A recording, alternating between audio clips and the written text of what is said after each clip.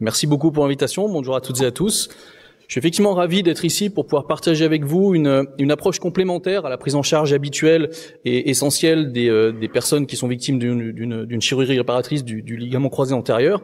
Et l'idée, c'est de travailler mentalement par le biais de ce qu'on appelle l'imagerie motrice ou la simulation mentale, qui consiste en réalité, entre guillemets tout simplement, à imaginer mobiliser la partie du corps qui est blessée sans que ça débouche sur l'exécution du mouvement. Donc l'idée, c'est d'engager une simulation motrice du mouvement, de faire pratiquement comme si on allait faire le mouvement, en engageant le système nerveux de manière fortement comparable, sauf que il y aura une forme d'inhibition motrice ou de facilitation incomplète de la commande motrice, qui fait que ça ne débouchera pas sur l'exécution réelle.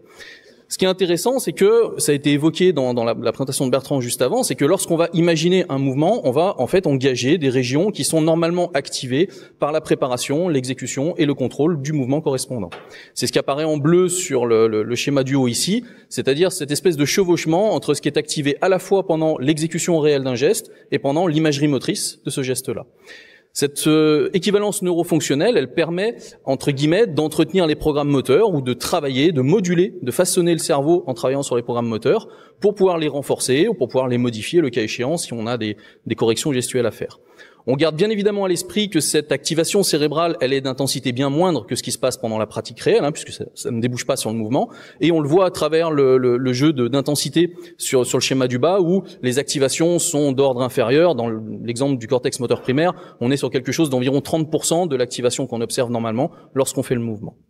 Et ce qui est intéressant, là aussi ça a été évoqué dans la présentation précédente, c'est que c'est pas simplement une activation d'une partie de la surface du cortex moteur primaire et des neurones qui contrôlent les effecteurs correspondants, c'est également une plasticité cérébrale, une dynamique cérébrale qui va être similaire et qui va s'installer. Et là, vous avez un exemple de connectivité fonctionnelle entre le fait d'agir et d'imaginer, et on voit bien que la communication entre les différentes régions d'intérêt est relativement similaire. Donc on a un format de travail finalement qui permet, en simplifiant, presque de faire comme si on allait faire le mouvement, à la différence que ça ne débouche pas sur l'exécution et que ça permet de travailler simplement sur la simulation. Alors, c'est très utilisé par la suite, ce type d'approche, dans les situations où on va chercher à développer la force, mais également, et c'est peut-être ce qui nous intéressait un petit peu plus aujourd'hui, à limiter la perte de force en cas d'incapacité motrice. Et ce qu'il faut avoir à l'esprit lorsqu'on s'engage dans ce type de travail-là, il y a un nombre d'études assez important qui met en évidence qu'on va pouvoir soit développer la force, soit en limiter la perte lorsqu'on est immobilisé, mais uniquement par le biais des facteurs nerveux de développement de la force. C'est-à-dire que lorsqu'on s'engage dans un paradigme de développement de la force grâce au travail mental, on va gagner de la force maximale isométrique, tout type de force, mais toujours par le biais des facteurs nerveux, c'est-à-dire qu'il n'y aura jamais d'hypertrophie et d'augmentation du volume musculaire. On sera uniquement sur une meilleure synchronisation des unités motrices, due à cette réorganisation cérébrale que la simulation motrice va engager lorsqu'on travaille mentalement, et ou une diminution de la contraction des agonistes et des antagonistes, ce qui contribue au gain de force relativement rapide. Et dans le cas d'une pathologie et d'une immobilisation, ça marchera même encore mieux, j'ai envie de dire, on va du coup entretenir le programme moteur sur la carte corticale correspondante, et en mobilisant la partie du corps qui est normalement blessée et qu'on ne peut pas mobiliser ou pas encore physiquement, on va finalement conserver, préserver le schéma moteur, préserver les connexions cérébrales et moduler les programmes qui sont en attente de pouvoir être réactivés. Alors quelques exemples illustrant l'intérêt que ça peut avoir dans le cas de la prise en charge post-chirurgicale du LCA.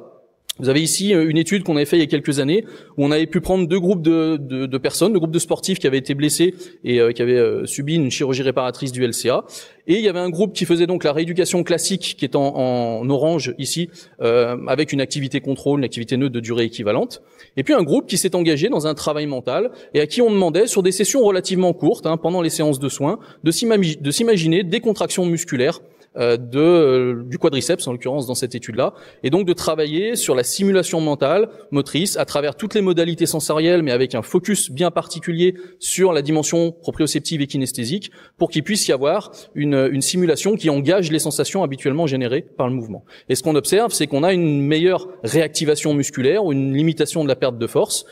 chez ce groupe-là, relativement rapide, puisqu'on a commencé ce travail de mobilisation à la séance 4, on était axé sur la douleur juste avant.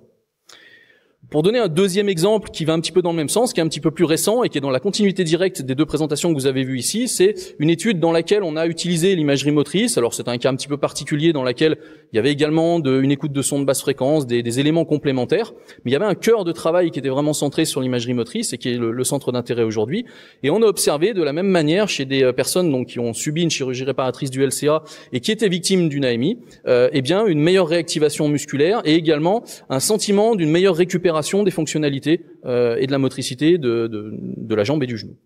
Donc on est sur des résultats qui sont assez convergents dans la littérature, qui mettent bien en évidence le fait que le travail mental permet d'améliorer la récupération fonctionnelle.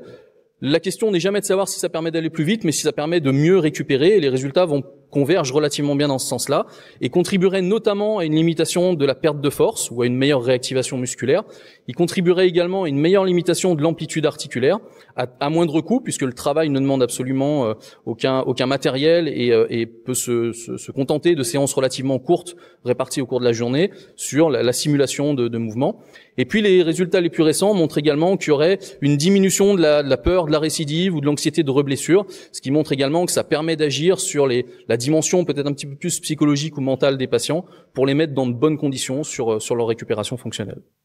Merci beaucoup pour votre attention.